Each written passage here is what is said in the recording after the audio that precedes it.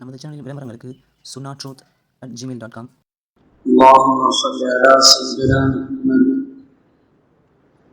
طب القلوب ودوائها وعافية الأبدان وشفائها ونور الأبصار وضيائها وقوت الأرواح وغذائها وعلى آله وصحبه وسلم تسليما. أما بعد فأوصيكم يا عباد الله وإياي أولا بتقوى الله. இன்னைக்கும் பெருமதிப்பிற்குரிய அல்லாஹ்வுடைய நல்லடியார்களே, இந்த புனிதமிகு சிறப்பான மஜ்லிஸை கிட்டத்தட்ட ஒரு 35 ஆண்டுகளாக எந்த தொழிலும் இல்லாமல் நடத்தி கொண்டிருக்கக்கூடிய நிர்வாகிகள் அதற்கு ஆதாரங்கள் கொடுத்து அல்லாஹ்வுடைய அருளை பெற்றுக் கொண்டிருக்கக்கூடிய இஸ்லாமியர்கள் அனைவருக்கும் அல்லாஹ் தஆலாவுடைய சாந்தியும் சமாதானம் என்றும் காரணமாக அல்லாஹ் தஆலா அந்த மஜ்லிஸை கியாமத் நாள் வரை நிரந்தரமாக்கி தருவாங்க. அதுதான் ரொம்ப முக்கியம். ஏன்னா இது ஒரு ஹதீஸ் நீங்கெல்லாம் கேள்விப்பட்டிருப்பீங்க. நபிகள் நாயகம் ஸல்லல்லாஹு அலைஹி வஸல்லம் அவர்கள் சொல்லுவார்கள், நான் உயிரோடு இருந்தாலும் உங்களுக்கு நன்மை, இறந்து போனாலும் உங்களுக்கு நன்மை சொல்லுவாங்க. அருமை சஹாபாக்கள் கேட்பாங்க, யார சொல்லலாம், உயிரோடு இருந்தால் நன்மை என்பது எங்களுக்கு புரிகிறது. ஏன்னா ஏதாவது ஒரு டவுட் தான் உங்களோட கேட்போம், அது ஒரு சந்தேகம்னா உங்களோட கேட்போம், அதை நீங்க நிவர்த்தி பண்ணுவீங்க, அடிக்கடி உங்களை சந்திச்சுக்கிட்டு இருக்கோம். அது சாத்தியமான ஒன்று. தாங்கள் வஃபாத்தாகி விட்டால் எங்களுக்கு நன்மை என்று சொல்கிறீர்களே, அது எப்படி? அப்போதான் தங்கள் முஹம்மது ரசூலுல்லாஹி ஸல்லல்லாஹு அலைஹி வஸல்லம் அவர்கள் சொன்னாங்க, ஒவ்வொரு திங்கள் இரவும் வெள்ளி இரவும் உங்களை பற்றி உண்டான ஆவல்கள் எனக்கு எடுத்து தரப்படுகிறது. உங்களுடைய நிலைமைகள் எனக்கு எடுத்து காட்டப்படுகிறது. நீங்கள் நல்ல அமல்கள் செய்து எனக்கு அல்லாஹ்வுக்கு பிடித்தமான காரியங்களை நீங்கள் செய்திருந்தால்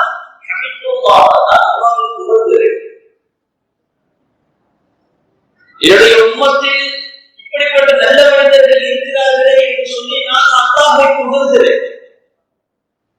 அதே நேரத்தில் நீங்கள் பாவம் செய்திருந்தால் அதை எடுத்து காட்டும் போது உங்களுக்காக நான் பாவம் பண்ணி கொண்டிருக்கிறேன் என்று சொன்னார். நான் ஏன் இந்த ஹதீஸை சொல்கிறேன் என்று சொன்னால், கிட்டத்தட்ட 1 மாச காலமாக இந்த மஜ்லிஸ் நடக்கிறது.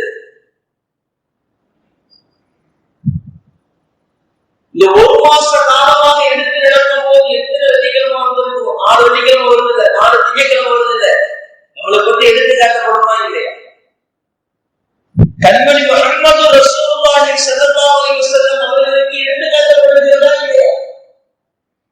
இந்த மஜ்லிஸில் இருக்கக்கூடியவர்கள் யாரால் இன்னாருடைய மகன் இன்னார் இருந்தார், இன்னாருடைய மகன் இன்னார் இருந்தார், இன்னாருடைய மகன் இன்னார் இருந்தார் என்றெல்லாம் ஒவ்வொரு மனிதர்களை பற்றியும் எடுத்து சொல்லப்படுகிறது அல்லவா?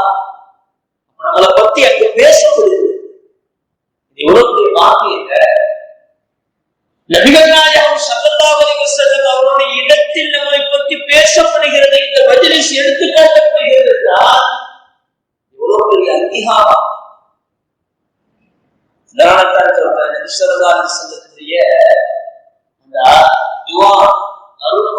கிடைத்துக்கொண்டே இருக்கிறது. அல்லாஹ் தஆலா நிரந்தரமாக்கி தருவாங்க. இந்த ஊர் மக்களுக்கு நிரந்தரமாக்கி தருவாங்க. எவ்வளவு துஆ செய்வாங்க. இந்த ஊர் மக்களுக்காக வேண்டி, செழிப்புக்காக வேண்டி, நிம்மதிக்காக வேண்டி, நோயில்லாத வாழ்க்கைக்காக வேண்டி, நீண்ட ஆயுளுக்காக வேண்டி எவ்வளவு துஆ செஞ்சிருப்பார்கள். நாம் யோசித்து பார்க்க வேண்டும். நம்முடைய நிலைமைகளை எடுத்து காட்டும் போது நாம் அவர்களுடைய மஜ்லிஸில் அவருடைய ஹதீஸ்களை நாம் கேட்கக்கூடியவர்களாகவும் படிக்கக்கூடியவர்களாகவும் நாம் இருக்கும் போது எவ்வளவு யோசிக்க வேண்டுமா இல்லையா? இதனால்தான் அல்லாஹ் தஆலா இந்த மஜ்லிஸை அல்லாஹ் அங்கீகரித்து இருக்கிறார். அல்லாஹ் தஆலா இதை நிரந்தரமாக்கி தருவான். அருமையானவர்களே, நான் வந்த பிறகு ஒரு அற்புதமான ஒரு ஹதீஸ் இன்னைக்கு அதாவது பாபு லிபாஸ் ஆடைகளிலிருந்து ஆரம்பிக்கப்பட்டு நற்குணங்கள் இதெல்லாம் இன்னைக்கு படிக்கப்பட்டது. அதுல ஒரு ஹதீஸ் வருகிறது. நபி ஸல்லல்லாஹு அலைஹி வஸல்லத்தை பற்றி சொல்லும் போது லம் யகுன் ஃபாஹிஷன் வலா முத்தஃபஹிஷா, நபி ஸல்லல்லாஹு அலைஹி வஸல்லம் அவர்கள் அசிங்கமாகவும் பேச மாட்டாங்க, அருவமான வார்த்தைகளும் பேச மாட்டாங்க.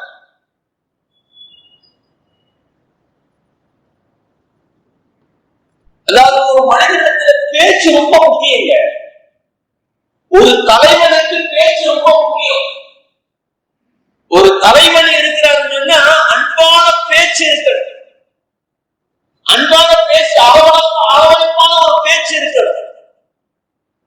அதனால்தான் அல்லாஹ் தஆலா குர்ஆனிலே சொல்லும் போது கூட ஃபிரௌன் எவ்வளவு பெரிய கொடுமையாளர் நமக்கெல்லாம் தெரியும். உலகத்தில் அவனை விட கொடுமையாளர் அதற்கு முன்னாலும் இருந்ததில்லை, அதற்கு பின்னாலும் யாரும் இருக்கல. அவ்வளவு பெரிய கொடுமையானவர், அவ்வளவு பெரிய மோசமானவர். அல்லாஹ் தஆலா இந்த உலகத்தில் உள்ள அனைவர்களும் படிப்பினை பெற வேண்டும், கியாமத் நாள் வரை படிப்பினை பெற வேண்டும் என்று அவனை அல்லாஹ் தஆலா இதுவரை பாதுகாத்து வச்சிருக்கிறார். அடே பாவிகளுக்கு ஒரு உதாரணம் இவன் தான். அவன்கிட்ட போய் மூசா அலைஹிஸ்ஸலாத்தை, ஆதம் அலைஹிஸ்ஸலாத்தை போய் அல்லாஹ்வை பற்றி எடுத்து சொல்லுங்க, இஸ்லாத்தை பற்றி எடுத்து சொல்லும் பொழுது அல்லாஹ் தஆலா சொன்னான், லய்யினா, மெதுவா பேசுங்கன்னு தான் சொன்னான். அவன் கோபமா எப்படி வேண்டாலும் இருக்கலாம், எவ்வளவு பெரிய கோபக்காரனாக கூட இருக்கலாம். ஒரு தலைவனுக்கு இருக்கக்கூடிய மிகப்பெரிய உன்னதமான ஒரு பண்பு.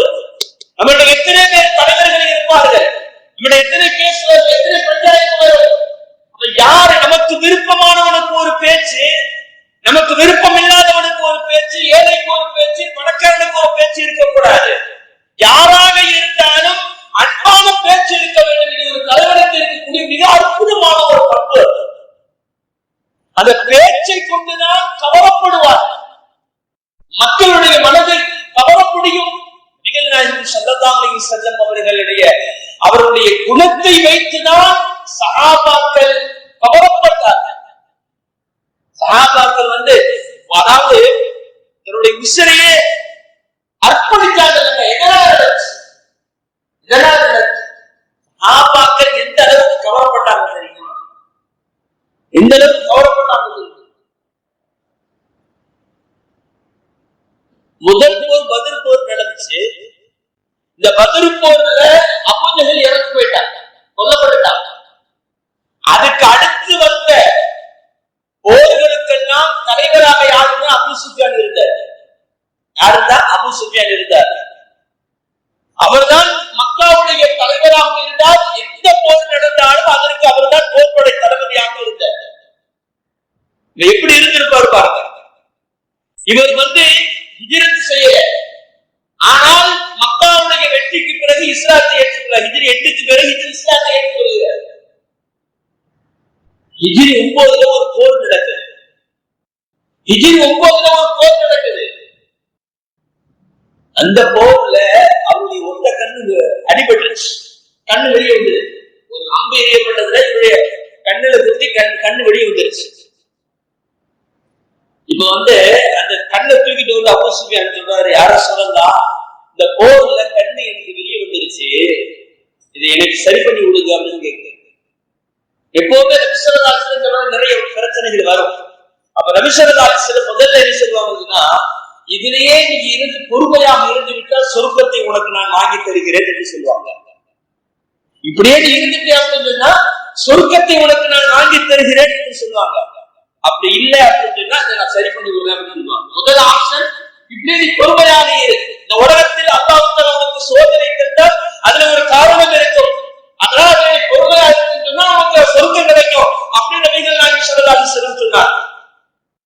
சில சஹாபாக்கள் இந்த மாதிரி தான் வருவாங்க. வந்தபோது சொன்னாங்க, யார சொன்னாங்க 2 வேணும்பா, எனக்கு 2 வேணும்னு சொல்லுவாங்க. ஒரு சஹாபிக்கு ஒரு போர்ல 2 கண்ணு வந்துட்டு அவர் புது மாப்பிள்ள. யார சொல்லுவா 2 கண்ணு வெளியே வந்துருச்சு, நான் எப்படி புது மாப்பிள்ள, என் மனைவியை நான் பார்க்கணும் அல்லவா, அவளே தப்பா நினைப்பான் அல்லவா. யூசரதா அலிஸ்லாம் என்ன செஞ்சாங்க, அப்படியே இருந்திருப்பா, உங்களுக்கு சொர்க்கம் கிடைக்கும் சொன்னாங்க. யார சொல்லுவா புது மாப்பிள்ள, எனக்கு 2 வேணும், சொர்க்கமும் வேணும், என் கண்ணு வேணும். யூசரதா அலிஸ்லாம் எடுத்து கண்ணை ஒட்டி விட்டாங்க, அப்படியே கண்ணு தெரியாது. இதுதான் நபி ஸல்லல்லாஹு அலைஹி வஸல்லம் பண்பு. இப்ப அபூ சுஃபியான் இதே மாதிரி வார்த்தை கேட்கிறாங்க. அபூ சுஃபியான் என்ன செஞ்சாரு தெரியுமா? அன்று வரை உலகத்திலேயே மிகப்பெரிய எதிரி முஹம்மது ரசூலுல்லாஹ், அதுக்கு அடுத்து இஸ்லாத்தை ஏற்றுக்கொண்ட பிறகு என்ன தெரியுமா, கண்ணை தூக்கி வீசி விட்டார். எனக்கு சுருக்கம் தான் வேண்டும் என்று. இப்படிதான் சஹாபாக்கள் இருப்பாங்க. இப்படித்தான் சஹாபாக்கள் இந்த தன்னை அர்ப்பணிக்கக்கூடிய பண்பு. ஏன் நபிகள் நாயகம் ஸல்லல்லாஹு அலைஹி வஸல்லம் அந்த அற்புதமான நடைமுறை, அழகான நற்குணம், அது ஒரு தலைவனுக்கு இருக்கக்கூடிய மிகப்பெரிய பண்பு அது. இதனால தான் எவ்வளவு பெரிய எதிரியாக இருந்தாலும் அந்த நபிகள் நாயகம் ஸல்லல்லாஹு அலைஹி வஸல்லம் அவர்களை கரப்பிடித்து அடுத்த கருவே எவ்வளவு பெரிய சோதனையும் தாங்கிக் கொள்ளக்கூடிய ஆற்றல் அவர்களுக்கு ஏன் கிடைத்தது என்று சொன்னால், அவர்கள் நற்பண்புகளால் அவர்கள் கவரப்பட்டார்கள். சஹாபா தன்னையே அர்ப்பணித்தார்கள். சொத்துக்கள் அர்ப்பணிக்கிறது அது அர்த்தப்படாத விஷயம். தன்னையே அர்ப்பணித்தார்கள். யார கேட்டாலும் சொல்லுவாங்க. சொல்லிவிட்டு சொன்னாங்க, இன்னமின் ஹைரிக்கும் அஹ்ஸனக்கும் குதுபா, உங்களுக்கு சிறந்தவங்க யாரு? யார்கிட்ட நற்பண்புகள், நல்லொழுக்கங்கள், நற்குணங்கள் இருக்கிறதோ அவர்தான் சிறந்தவர் என்று சொன்னார். நம்ம நினைச்சு பாருங்க, குடும்பத்துல நடக்கக்கூடிய குடும்ப பிரச்சனைகள்ல நிறைய பிரச்சனை என்ன தெரியுமா வரும்? கணவர் இருக்க சரியா ஒழுங்கா பேசுறது இல்லை, மனைவினால ஒரு விதமான இலக்காரம் வந்துருச்சு, மனைவினால மிக ஒரு விதமான இலக்காரம் வந்து விட்டது. நம்ம அம்மாவை நல்லா பேசுவோம், நம்முடைய தங்கச்சிகள் எல்லாம் பேசுவாங்க, நம்முடைய பிள்ளைகள் எல்லாம் பேசுவாங்க. மனவிட்டு சொல்ல போகும்போது ஒரு விதமான ஒரு இலக்காரம், மரியாதை இல்லாத ஒரு தன்மை. அவர்களை கண்ணியப்படுத்த வேண்டும். நபிகள் நாயகம் ஸல்லல்லாஹு அலைஹி வஸல்லம் பல இடங்களில் சொல்லியிருக்கிறார்கள், உங்களிலே சிறந்தவன் உங்கள் குடும்பத்தில் சிறந்தவன், நான் என்னுடைய குடும்பத்தில் நான் சிறந்தவனாக இருக்கிறேன். ஏன்? நற்பண்புகளோடு நீங்கள் நடந்து கொள்ளுங்கள் என்று சொன்னார் நபி ஸல்லல்லாஹு அலைஹி வஸல்லம். அந்த பண்புகள் நம்மிடத்தில் வரணும், நம்முடைய நற்குணங்கள் நம்மிடத்தில் வர வேண்டும். அப்பொழுதுதான் நாம் நம்முடைய குடும்பத்தால் கவரப்படுவோம், நம்முடைய பிள்ளைகளால் கவரப்படுவோம். நம்முடைய மனைவிமார்களின் நல்ல வார்த்தைகளை கொண்டு பேச வேண்டும், அழகான வார்த்தைகளை பேசணும். நம்ம நண்பர்களிடத்தில் நல்ல வார்த்தைகளை கொண்டு பேச வேண்டும். ஏனென்றால் நபிகள் நாயகம் ஸல்லல்லாஹு அலைஹி வஸல்லம் பல ஹதீஸ்களை சொல்லுவாங்க, நாவால் தான் நரகத்திற்கு அதிகமானவர்கள் செல்வார்கள். நாவை கொண்டுதான் நரகத்திற்கு அதிகமா போவாங்க. நபி ஸல்லல்லாஹு அலைஹி வஸல்லம் ஹதீஸ்ல சொல்லுவாங்க, ஒரு மனிதன் அமல் செய்து கொண்டே இருப்பான், எந்த அளவுக்கு அமல் செய்வான் தெரியுமா? அவனுக்கும் சொர்க்கத்திற்கும் ஒரு முழம் தான் இருக்கும். ஒரே ஒரு அமல் செய்தால் அவன் சொர்க்கத்துக்கு போய்விடுவார். இப்படிப்பட்ட நிலை இருக்கும் போது ஒரே ஒரு வார்த்தை ஒருவரை பற்றி சொல்லிவிடுவார், ஒரே ஒரு வார்த்தை தான் சொல்லிவிடுவார். அவன் இந்த வானத்திற்கும் பூமிக்கும் தொலைதூரத்திற்கும் எரிய புரிவான் என்று சொன்னார். ஒரே ஒரு வார்த்தையில எவ்வளவு நெளினம் இருக்கிறது தெரியுமா? நீங்கள் இன்னைக்கு வாசிக்கப்பட்ட ஹதீஸ்கள்ல ஆடைகளை பற்றி பேச ஆசைப்படுறா. ஆடைகள் எவ்வளவு முக்கியம் தெரியுமா? இன்றைய காலத்தில் அல்லாஹ் ஜல்ல ஷானஹு தஆலா சொல்லுவான், யா பனி ஆதம, ஆதமுடைய மக்களே, அது அன்சல்னா அலைக்கும் லிபாசன், நீங்க ஆடையை நாம் இறக்கி வைத்தோம் என்று உங்கள் மீது ஆடையை இறக்கி வைத்தோம் என்று சொல்றான். எப்படி குர்ஆனை இறக்கி வைத்தோம் என்று சொன்னானோ, நபியை இறக்கி வைத்தோம் என்று சொன்னானோ, அது மாதிரி ஆடையை உங்கள் மீது நாங்கள் இறக்கி வைத்தோம் அல்லாஹ் சொல்றாங்க. நாயகத்திற்கு பின்னணி தஃசீரில் எழுதுறாங்க, ஆதம் அலைஹிஸ்ஸலாம் அவர்கள் பூமிக்கு இறக்கும் போது ஆடையோடு தான் இறங்கினார்கள். ஏங்க ஆடை எதற்கு? உலகத்துல இன்னைக்கு நாகரீகம் என்று சொல்லி என்னமோ செய்து கொண்டு இருக்கிறார். இஸ்லாம் கற்றுத்தந்த ஆடை நாகரிகத்தை போன்று வேறு யாரும் தந்து சொன்னது கிடையாது. ஆடையில ரெண்டு விஷயம் அல்லாஹ் தஆலா குர்ஆனிலே சொல்கிறார். யுவாரி சவாதிக்கும் வரீஷா, உங்களுடைய மானத்தை மறைக்கிறது என்று அல்லாஹ் தஆலா சொன்னார். அது அலங்காரம். ஆடை என்பது அலங்காரத்திற்காக வேண்டியும் உங்களுடைய மானத்தை மறைக்க வேண்டும் என்பதற்காக வேண்டியே ஆடையை நாம் இறக்கி வைத்திருக்கிறோம் என்று அல்லாஹ் தஆலா சொல்றார். ஆடையை கொண்டு நிறைய விஷயங்கள் இருக்கிறது. இன்னைக்கு இஸ்லாமிய ஆடை பண்புகளை பார்த்துதான் அண்டை நாட்டில் உள்ளவர்கள், வேற நாட்டில் உள்ளவர்கள் கவரப்பட்டு நிறைய பெண்கள் இன்னைக்கு இஸ்லாத்தில் வந்து கொண்டு இருக்கிறார்கள். ஆடை எங்களுக்கு சுதந்திரம் அல்ல, எங்களுக்கு மிகப்பெரிய கவசம். அது பாதுகாப்பு கவசம். பெண்களுக்கு மிகப்பெரிய பாதுகாப்பு கவசம் என்று சொல்லக்கூடிய அளவிற்கு இன்னைக்கு பெண்கள் மிகப்பெரிய நடிகைகள், மிகப்பெரிய பாதைகள் எல்லாம் இஸ்லாத்துடைய ஆடை கலாச்சாரத்தை பார்த்து இன்னைக்கு இஸ்லாத்தில் வருகிறார்கள் என்று சொன்னால், இஸ்லாம் கொடுக்கக்கூடிய ஆடை சுதந்திரம், ஆடை கலாச்சாரம் அது மிகப்பெரிய ஒரு அது ஆடை, அதாவது ஆடை மட்டுமல்ல, அவன் வாழ்க்கையுடைய பாதுகாப்பு என்பதை இன்னைக்கு நிதர்சனமாக நாம் பார்த்துக் கொண்டிருக்கிறோம். எத்தனை நடிகைகள் இன்னைக்கு இஸ்லாத்துடைய கலாச்சார ஆடை கலாச்சாரத்தை பார்த்து இஸ்லாத்தில் வந்து கொண்டு இருக்கிறார்கள். ஆடை என்பது ரொம்ப ரொம்ப முக்கியமாக இன்னைக்கு தேர்ந்தெடுக்கக்கூடிய அளவுக்கு நீங்க ஆடையை நம்ம தேர்ந்தெடுக்கிறோம். அது அல்லாஹ்வுக்கு பொருத்தமானதா இல்லையாங்கிறதுல பார்க்கிறது. ஆடையை தேர்ந்தெடுக்கிறது 3 விஷயங்கள். முதல்ல ஆடை சரீரத்தின் குறைவானதாக இருக்கக்கூடாது. ஆடையுடைய விஷயத்தில் ஆண்களுக்கு ஃபர்து இருக்கிறது, பெண்களுக்கும் ஃபர்து இருக்கிறது. ஆண்களுக்கு எதையும் மானத்தை மறைக்கிறது எவ்வளவு எதிரும் ஃபர்து. தொப்புள் இருந்து முட்டிக்கால் வரை அவன் மறைத்தாக வேண்டும், மறைத்தே ஆக வேண்டும். இல்லைன்னா அவன் அதாவது மறைக்கக்கூடிய இடத்தில் தொப்புள் இருந்து முட்டிக்கால் வரை மறைக்க ஏதாவது ஒரு கொஞ்சமாவது ஒரு இடம் தெரிஞ்சுச்சுன்னா தொழுகையே கூடாது. சில பேர்கள் சில இளைஞர்களுக்கு நான் சொல்லுவேன், இளைஞர்கள் பேண்ட் போடுவாங்க, தடிப்பமா உள்ள இளைஞர்கள் எல்லாம் பேண்ட் போடுவாங்க, பின்னால் உள்ள அந்த உள்ளாடை தெரியும். சுஜூதுக்கு போனா உள்ளாடை தெரியும், தொழுக கூடாது, அந்த இடம் தெரியும். சில பேருக்கு சட்டை போடுவாங்க, சின்னதா சட்டை போடுவாங்க. அப்படி சுஜூதுக்கு போனாங்கன்னு சொன்னா சட்டை மேல அந்த இடுப்பு பகுதி தெரியாது, தொப்புளுக்கு உள்ள அந்த பகுதி பெடக்ஸுடைய பகுதி தெரிய ஆரம்பிச்சு, தொழுக கூடாது. அவன் பிரச்செல்லாம் போட்டிருக்கிறான், என்ன செஞ்சிருக்கிறான், மறைக்க வேண்டிய இடத்தை அவன் மறைக்கவில்லை, தொழுகக்கூடாம போயிருக்கு. ஆடையுடைய விஷயத்தில் ரொம்ப கவனத்தை செலுத்த வேண்டும். அதனால்தான் அல்லாஹ் தஆலா ஆடையை நாம் இவ்வளவு முக்கியத்துவம் ஏன் சொல்லி இருக்கிறான்னு சொன்னா, நம்முடைய மானத்தை மறைப்பது மிகப்பெரிய கடமை.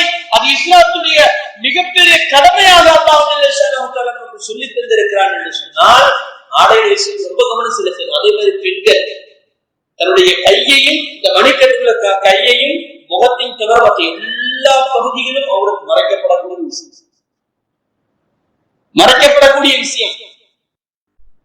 இன்னைக்கு பெண்கள் பொருட்காடையும் நாங்க பாதுகாக்கணும்.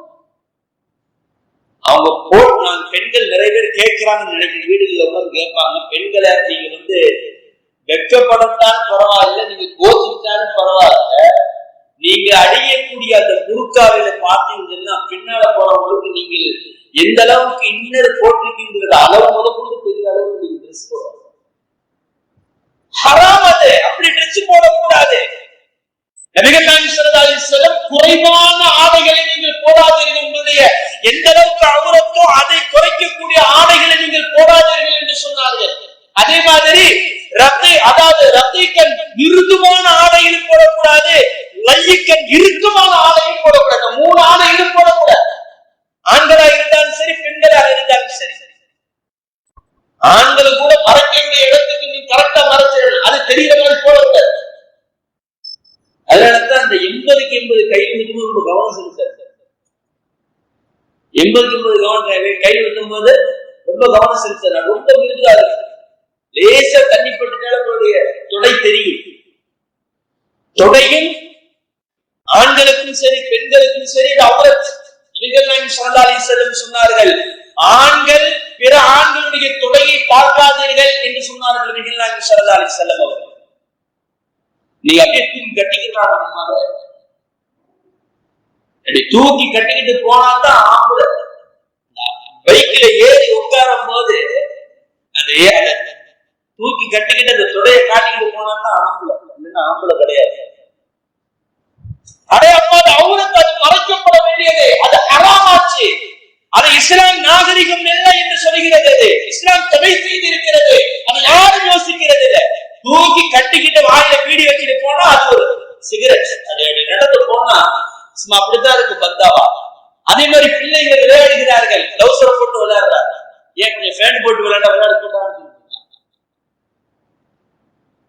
ஆடையுடைய விஷயத்தில் நாம் ரொம்ப கவனம் செலுத்த வேண்டும். அதே மாதிரிதான் பெண்களுடைய ஆடையின் விஷயத்தில் நபிகள் நாயகம் ஸல்லல்லாஹு அலைஹி வஸல்லம் ரொம்ப கவனம் செலுத்தினார்கள்.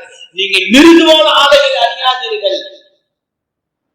நிறைய பேர் லெகின்ஸ் போடுவாங்க பாத்தீங்களா, இறுக்கமான ஆடை. புது பேசினா பெண்களுக்கு என்னுடைய மாணவிகளுக்கு எல்லாம் சொல்றது வைக்கப்பட்டாலும் பரவாயில்லமா, நீங்க லெகின்ஸ் போடாதுன்னு இந்த இஸ்லாத்துல ஹராம் என்று சொல்றது. நம்மெல்லாம் அதாவது சின்ன வயசுல பாத்தீங்கன்னா அம்மாமார்கள் எல்லாம் கமிஷன் உலகத்துக்கு போடுவாங்க, இறக்கமா சட்டம் போடுவாங்க. இப்ப எப்படி தெரியுமா, கையை எவ்வளவு தூரம் குறைக்கிறாங்க. கல்யாணம் முடிச்சுட்டா கையை எவ்வளவு தூரம் பெண்கள் குறைக்கணுமோ அதுதான் நாகரிகம். அப்பதான் கல்யாணம் முடிச்சவங்க தெரியும். கல்யாணத்துக்கு முன்னால வரையும் இறக்கமான சட்டம் போடுவாங்க பெண்கள். நான் சொல்றது கோச்சுக்கிறாங்க, உண்மை இது. அந்த இடுப்பு பகுதி தெரியக்கூடிய அளவிற்கு இன்னைக்கு பெண்கள் ஆடைகள் சட்டைகள் அணிகிறார்கள். எவ்வளவு தூரம் குறைக்கிறாங்களோ அவ்வளவு பெரிய நாகரிகம் என்று நினைக்கிறார்கள். அது ஹராம். அது உங்களுடைய கணவன் மட்டும் பார்க்கக்கூடிய இடம். அதை எப்படி நீங்கள் மற்ற ஆண்களுக்கு நீங்கள் காட்டுகிறீர்கள்? உங்கள் வீட்டில் உங்களுடைய தந்தை இருப்பார், உங்களுடைய வீட்டில் உங்களுடைய சகோதரன் இருப்பான், உங்களுடைய வீட்டில் உங்களுடைய கணவனுடைய வீட்டில் உங்களுடைய அதாவது கணவனுடைய சகோதரர்கள் இருப்பார்கள். ரசிக்க மாட்டாங்களா? உங்களை பார்த்து ஆசை வராதா? சிந்தனை மாறாதா? அதாவது உணர்வு என்பது, அதாவது பெண்கள் மீது உண்டான உணர்வு ஆண்களுக்கும், ஆண்கள் மீது உண்டான உணர்வு பெண்களுக்கும் என்பது அது இயற்கை. அதை யாராலும் கட்டுப்படுத்த முடியாது. நபிமார்களே கட்டுப்படுத்த முடியாத ஒரு சூழல் இருக்கும்போது எவ்வளவு தூரம் கொடுத்த வீட்டுல இருப்பாரு. நீங்க ஒரு 4 கட்டைக்கு சண்டை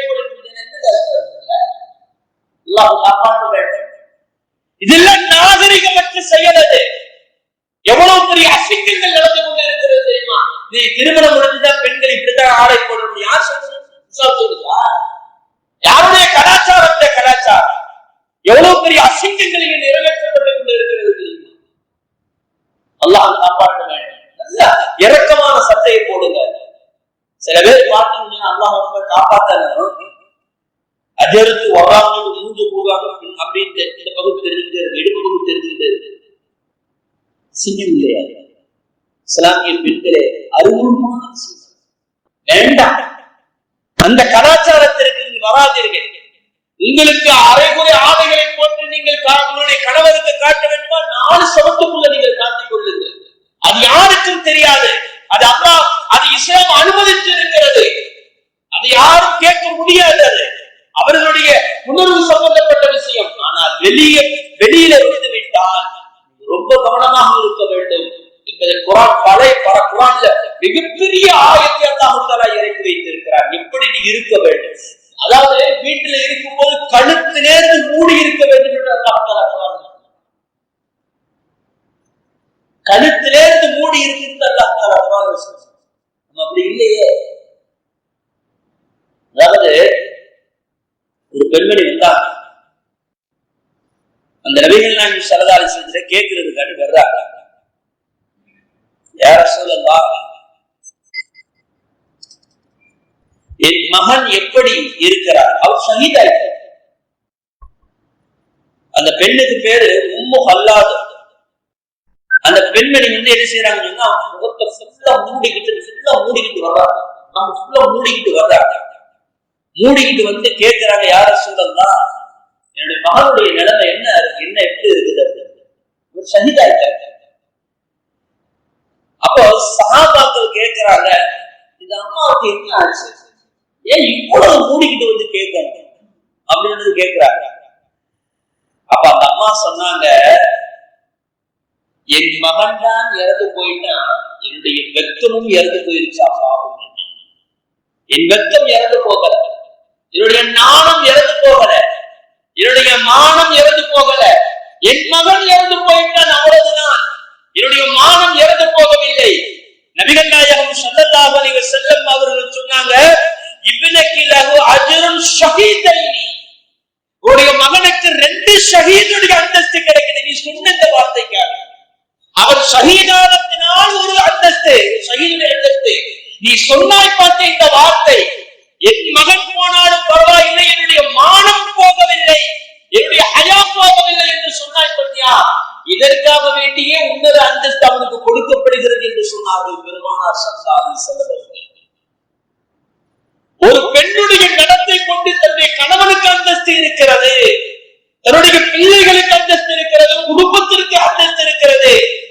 அதனால் அவருடைய பிள்ளைகள் சொர்க்கவாசிகளாக மாறுகிறார்கள் என்று சொன்னால் எவ்வளவு ஒழுக்கத்தோடும் கண்ணியத்தோடும் ஆடையுடைய விஷயத்தில் நாம் கவனம் செலுத்த வேண்டும் என்று பெண்களை நாம் யோசிக்க வேண்டும். ரொம்ப அதுல கவனம் செலுத்த வேண்டும்.